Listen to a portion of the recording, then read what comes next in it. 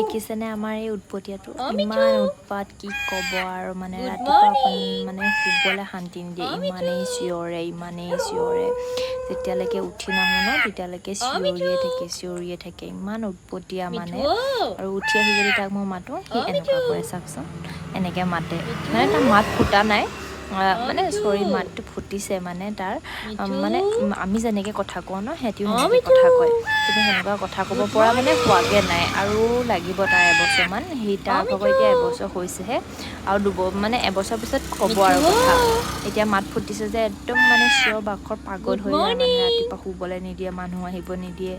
মানুহ থাকিবলৈ নিদিয়ে চিঞৰ বাখৰ মানে একদম পাগল হৈ যায় সি মানুহ চানুহ আহিলে অকল মানুহৰ লগত মানে মোৰ লগত থাকিব বিচাৰে মানে জানেনে ইমান উৎপতীয়া মানুহক কামোৰে বহুত দুষ্ট ই জানে আগতে আৰু এটা আছিলে সেইটো আপোনালোকৰ ভিডিঅ' দেখুৱাইছিলোঁৱে সি মাতিছিলে মোক বাক মাতে আইতাক মাতে ইমান মৰম লগাকৈ মাতে বেমাৰ এটা হৈ তাত ঢুকাই থাকিলেহি বহুত দুখ লাগে সেই দুখতে মই আৰু এটা আনি দিছিলে এইটো ইমান উৎপতীয়া মৰম লগা ই যেতিয়া মাত মাতিব আপোনালোকক দেখাম সকলোতে যদি ভাল লাগে ক'ব যদি আমাৰ মিঠুক ভাল পায় আপোনালোকে কমেণ্ট লাইক শ্বেয়াৰ কৰি দিব